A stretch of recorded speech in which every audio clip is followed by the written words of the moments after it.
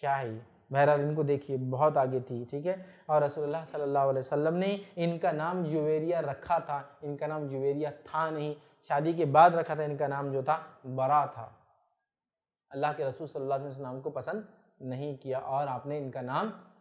بدل دیا، اور ایسی اور 2 امہات المومنین، ٹوٹل 3 امہات المومنین کا نام برا تھا، اور اللہ کے رسول صلی اللہ علیہ وسلم نے تینوں سے نکاح کے بعد برا سے نام بدل دیا،